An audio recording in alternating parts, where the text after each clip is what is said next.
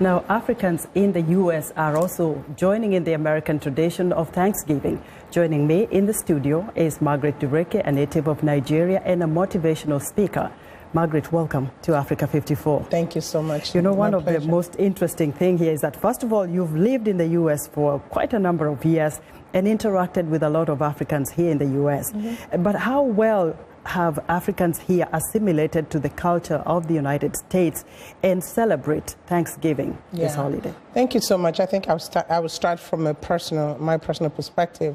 I think that the Thanksgiving concept, I think, is a great thing that America has done, because the great thing about it is that we're always thankful every day. But for the fact that this particular day is reserved, it means that it's the day everybody needs to come to the table, account for what their God has done for them and how they've come together, how far they've come within the year before. So I say that personally, I'm very thankful for what America has done. So for a lot of people, it's either on a personal level or as a group. So as Africans, most of the times is a time for accountability, looking to see how have I treated my brothers and my sisters. It's time for us to call our brother in New York or California to come together. So it's more than just the food, but it tells us why this is important to America. As a sojourner, we must learn what that means. So we now have the dual identity situation where we infuse our culture of communion with that of the Thanksgiving. So you can see people with the goosey soup mixed with the macaroni and cheese. Yes, and again, you know, the food is a big part of this celebration of Thanksgiving, specifically the turkey. Americans have their own traditional foods for this holiday.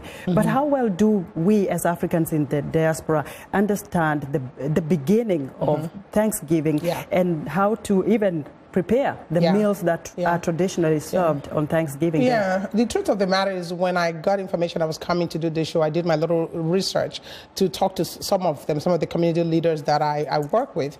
And most of them don't even know the origin of how the Thanksgiving came, and we don't have that time. But they have come to understand the importance of gratitude and Thanksgiving. So what they are doing is buying, everybody loves turkey, but they fix it different ways. There's some people that don't even do the whole roasting thing or frying. Some even do it with their own traditional spices or dishes. But what they tell me that is common is that they all understand the importance of Thanksgiving, giving thanks for what God has done for them, what America has helped them to accomplish. So for every family is different. Some come for different reasons, some come for other reasons. You mentioned a very good point there about the foods and putting spices and all that. And you know, Africans are known to inject their culture too into everything. But that's what is great about America. America allows you to do that. The music, the food, the dance. Have you seen some of those injected into these kinds of celebrations? Oh, definitely. It is impossible to go to any African home today and not see some part of American food or dish and their culture. And that's why America is one of the greatest countries in the world, where nobody forces you to do anything,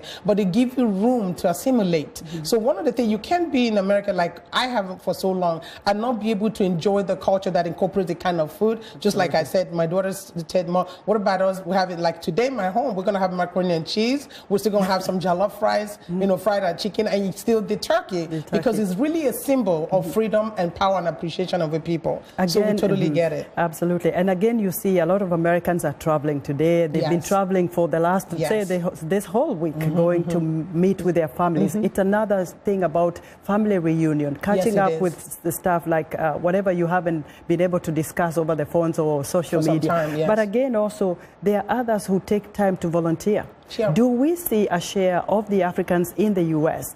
getting out there to volunteer to feed the elderly, the sickly people, you know, or even serve food to the homeless? If it wasn't for America, I don't think I would have understood the power of volunteerism. Because in our organization, we empower to achieve the impossible. We try to stress that. The truth of the matter is, I cannot tell you honestly that Africans on a large number really understand that. When I live here myself, John Dureke and myself, we'll be working with the mayor of Bladensburg to feed the homeless.